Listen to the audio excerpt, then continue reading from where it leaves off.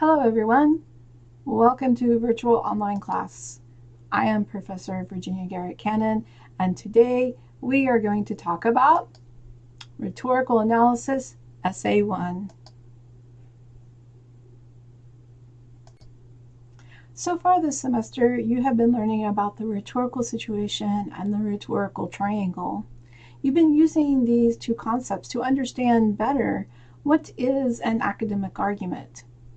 For Essay 1, you are to write a rhetorical analysis. A lot of you have been asking me, but what is a rhetorical analysis?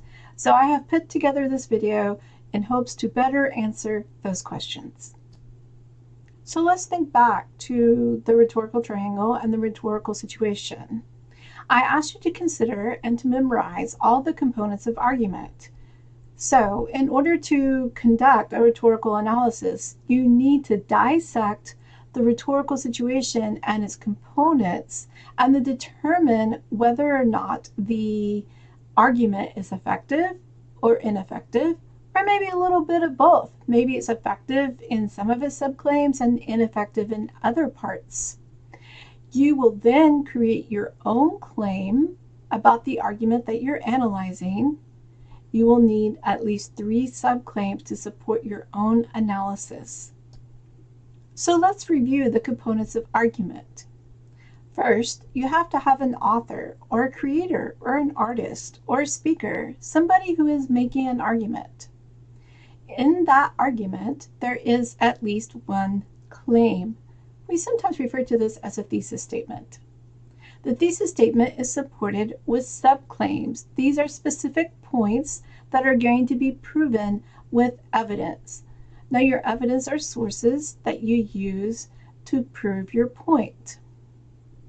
Reasoning is a little bit more difficult to understand. Reasoning is the words that somebody uses to support that the evidence is factual. It helps support the argument. Assumptions are also a little bit more abstract. Assumptions are not always stated, but assumptions tend to be facts, like we on Earth believe that humans have to have oxygen to live. It's a fact. We need oxygen. We can also use analytics, which means that we take a fact and then we add a little bit of opinion to that fact. For example, we could say, most criminals are lawbreakers. Now notice I use the word most. Most is a quantifier because we know that not all people in prison are guilty. Some people in prison are innocent. Another assumption is values. Now values can't be proven right or wrong. Values are beliefs, are belief systems. And usually when you're using a value-oriented assumption, your argument is for a particular audience. Value assumptions are based upon people's beliefs, and beliefs aren't necessarily proven right or wrong. They're just a perspective of somebody. Examples of this would be like abortion, gun control, religious beliefs. These will have particular biases influencing the argument. So you want to be very careful when using a value assumption. And if you're evaluating another person's argument, be aware of whether or not a value assumption is affecting their argument. There are 3 types of appeals in argument: ethos, pathos, and logos. Ethos deals with the writer and the writer's reputation. Logos deals with the text itself and the logic used to form the text, and pathos is emotion. Here we can see a handout from Tulsa Community College's Writing Center, and they give criteria for ethos, pathos, and logos. So let's first consider ethos. If there are inaccuracies or any dishonesty in the writing itself, that detracts from the ethos. If there are not any inaccuracies, then the writer is increasing their ethos. They're proving that they're trustworthy, that they're credible. A writer that demonstrates blatant prejudices or biases is detracting from their ethos. A writer who fails to mention counter-arguments, which I oftentimes call naysayers, is detracting from their ethos. You want a well-rounded argument. You want to make sure that you represent the continuum of opinion, also called the continuum of discourse. In other words, what you say, the opposite of what you say, and varied gradations within that continuum of opinion. If you present all those, you're presenting a well-rounded argument, and this improves your ethos. An author who represents their sources accurately and with an authoritative tone improves their ethos.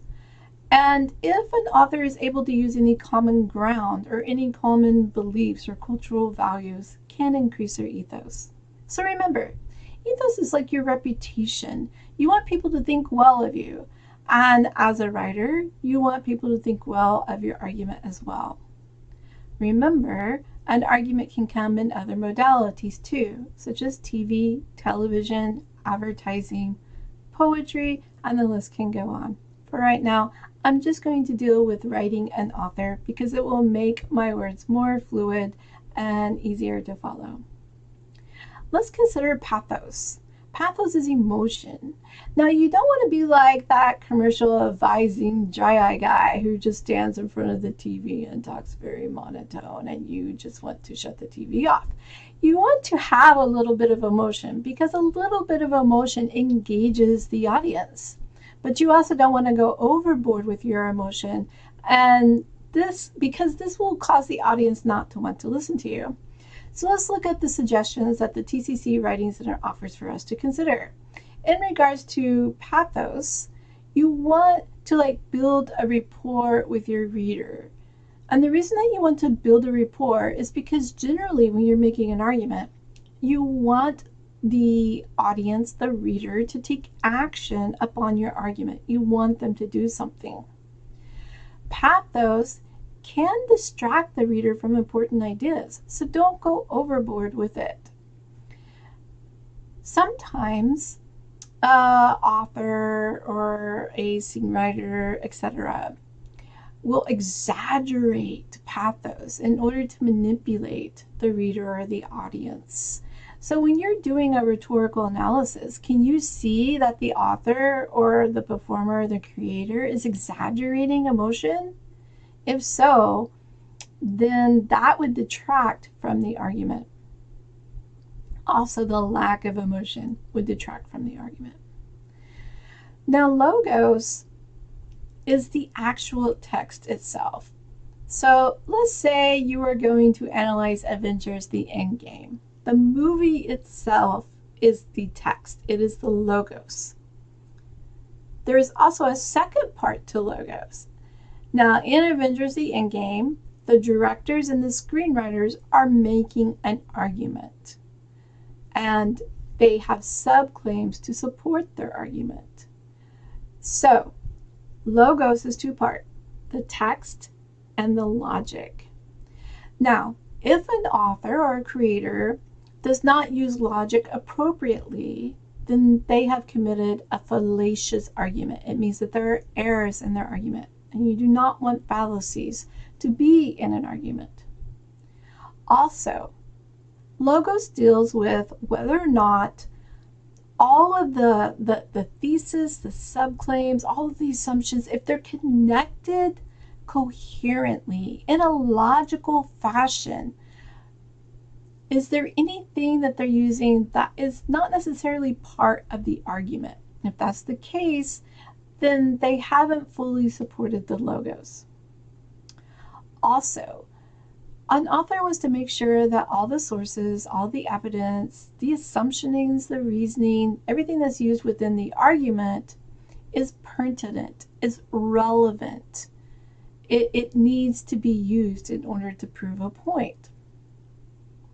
And the author wants to make sure that they're being representative of people within their argument.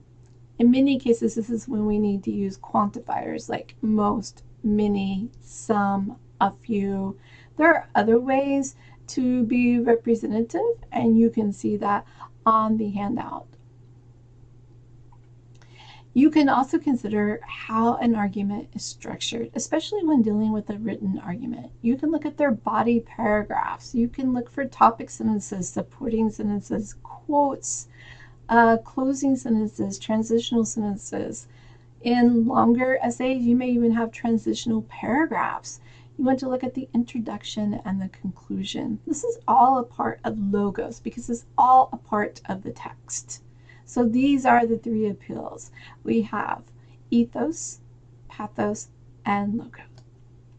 So let's review the parts of an argument. We have the person who's creating the argument, their claim, their subclaims, their evidence, and the reasoning, how the evidence supports the argument. We also have the assumptions. Now remember, there are three types of assumptions: facts, analytics, and values. We have the three appeals: ethos, pathos, and logos. And another part of argument is a fallacy. Well-supported arguments will not have fallacies, but arguments that are not supported well tend to have fallacies within them. And if you spot a fallacy, you could definitely use that in a rhetorical analysis. So let's think of other things that you should consider when you're conducting a rhetorical analysis. Well, if you'll think back to the handout that I provided you regarding the rhetorical situation, we had the triangle and the circle around the triangle. And we discussed the fact that the writer has a relationship with the reader, and both the reader and the writer have a relationship with the text, and that text was what was inside the triangle. The modality would be how the argument is presented. Is it written on paper? Is it a movie, a TV, a show, a poem, a dance, a piece of artwork? For essay 1, you are doing a written essay. So I believe I provide you the option to choose any essay that is on the calendar for this course, or you can choose a movie that both you and I have watched, or you can analyze a song, but you have to be able to provide the lyrics and a YouTube video link with closed captioning so that I can ascertain the full song. So if you're wanting to go the movie or the song route, you need to make sure that you have my approval for that. Other things that you should consider for rhetorical analysis is how is the argument structured? Is it a comparison and contrast? Is it a classification? Is it definition? Do they do a deductive logical argument or an inductive logical argument? You want to consider your own biases as well as the biases of the person who is constructing the argument. You want to consider how culture affects this argument. And you also want to consider, is this argument relevant? Is it still being discussed? Is there still no clear right or wrong to this argument? Has the person who is presenting the argument, have they identified the issues appropriately? If not, then they have committed a fallacy, because all arguments need to identify the issue that is being discussed. And does the person who's making this argument, do they make any recommendations? Are the recommendations sound? Are the recommendations way off base? Those are things to consider when you're conducting a rhetorical analysis. So I want you to remember that a rhetorical analysis requires you to take one single argument. You want to analyze that argument for all the components of argument. Then you need to determine whether or not that author has been effective or ineffective in their argument. Right now, I would like to show you an example from Jeremiah Ammons. He was in my composition 2 in 2018. And he took an essay from the Arguing About Literature textbook. And the essay that he read was, Should We Rename Institutions That Honor Dead Racists? So let's take a look at his opening paragraph. Should a known slave owner, such as Thomas Jefferson, be economized in a public park where children play? Variations of this question recently circulated through the news questioning if statues should be torn down and buildings renamed that were erected to honor historically known racists. The aptly named essay, Should We Rename Institutions That Honor Dead Racists, from the book Arguing About Literature, attempts to answer this very question. In the essay, Regina Rini argues that we should rename places that are named after racists, because if we keep them, we abide in a country that, quote, preaches equality and practices something else, end quote. Basically, Rini is saying that Americans are living in a paradoxical country. Although her essay has some flaws, she makes a persuasive argument. Rini effectively supports her argument with a strong thesis, with a sound thesis, strong subclaims, and persuasive appeals. Okay, so overall, this is a good paragraph. Mr. Amons does drop out of third person when he starts to use the word we. We should rename places. And that is a comment that I made on his rough draft to him. He does recognize that her essay does have some flaws, but overall it is a persuasive argument. And he says the 3 parts of arguments that he is going to analyze: her thesis, her subclaims, and her appeals. And so then as he goes along in his essay, the body paragraphs become his subclaims. So if you look, his first subclaim is a sound thesis, and the very first body paragraph deals with her thesis. His second subclaim deals with Rini's subclaims.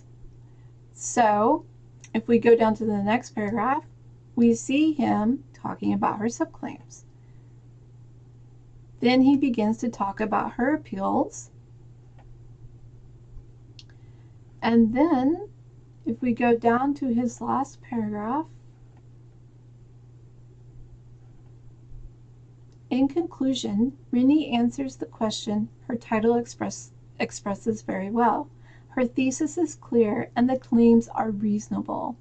Other than the examples she gave on Mount Diablo, which worked against her point, her other evidence was used quite well, especially when she ties the expert testimony together during her third claim.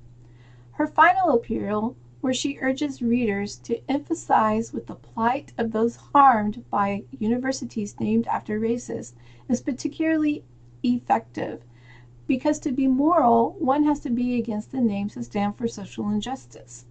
All in all, the author had a clear thesis, her claims were reasonable, and her evidence was presented well, making Rini's argument sound. So I would like to point out that he follows typical essay structure, but in his concluding paragraph, he doesn't use the exact same words that he used in his introduction. He uses some different words. And this is excellent writing, because you want to restate what you've said, but you don't want to quote yourself verbatim from your introduction. So, what is a rhetorical analysis? Let's review. A rhetorical analysis requires you to choose one text and to analyze that text for the components of argument. You are to determine whether or not the person who created the argument is effective or ineffective, and you need to state why. Let's take a look at another example. I want to show you an example from one of my Composition 1 students. So this essay was written by Shelby O'Brien last semester, and she decided to analyze an essay from the Superheroes textbook. Her title, I love it, is Batman Capable of Having a True Friendship. So we already know that the topic is going to be about Batman. Let's read her opening paragraph. Whenever envisioning Batman, people think of a superhero who exudes solitude, not knowing how much of an inner circle this solitary soul has, from associates to colleagues and maybe even friends. In Batman and Friends, Aristotle and the Dark Knight's Inner Circle, Matt Morris uses Aristotle's analysis of friendship to dissect each of Batman's relationships to determine if any are a friendship of virtue. Morris uses evidence, pathos, and assumptions to determine if Batman is capable of having a true friendship. That is a great introductory paragraph. We are grabbed with a hook. Whenever envisioning Batman, people think of a superhero who exudes solitude. So a lot of people would agree with that. Then she starts to lead into her topic, which is Batman's friends. Then she states the essay that she's analyzing. And then she states the three things that she's going to use to analyze Morris and his argument, which is evidence, pathos, and assumptions. As we would go on in her essay, we would see that she keeps her essay in that same order. And so now I'm going to scroll down to her conclusion so that you can see how she restates her conclusion. Using evidence from Aristotle's analysis of friendship, pathos, and his own assumptions, author Matt Morris answers the question of Batman's capability of having a true friendship. All of Batman's relationships fit into his mission, but none capture the essence of true friendship. In becoming Batman, Bruce Wayne made sacrifices, one of them never being able to fully give himself to another person because of his commitment to justice. Going back to philosophy, Aristotle believed good men are friends to themselves, and this is true for Wayne. He is a friend to himself and to his persona. Batman uses Wayne, and vice versa, which could be considered a friendship of utility. If each person takes pleasure in the adventure of the other, this could lead to a friendship of pleasure. But if there is any chance of a higher level of friendship for either, it lies within the relationship of himself to himself. The all-consuming nature of Batman's mission is how Morris concludes that aside from Wayne, there is no chance of Batman having a friendship of virtue.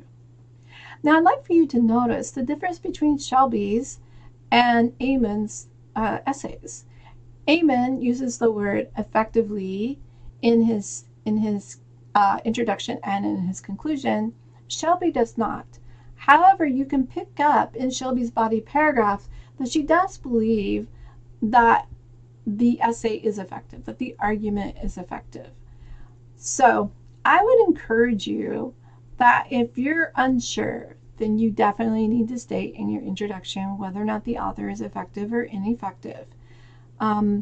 Because to implicitly do that, you need to have a very high skill level like Shelby has done in this essay here. So again, a rhetorical analysis is one text. You have to determine whether or not the author or the creator of that text has effectively or ineffectively supported their argument. You need to use at least 3 parts of argument, although there are many more, to make your evaluation. Be sure to follow MLA formatting. Be sure to have a works cited page. I appreciate you joining me today for this online video lecture, and I hope I have answered your questions regarding rhetorical analysis. If you have any more questions, I'd be happy to answer them. Leave a comment in the YouTube section or see me in class. Thanks. Have a good day.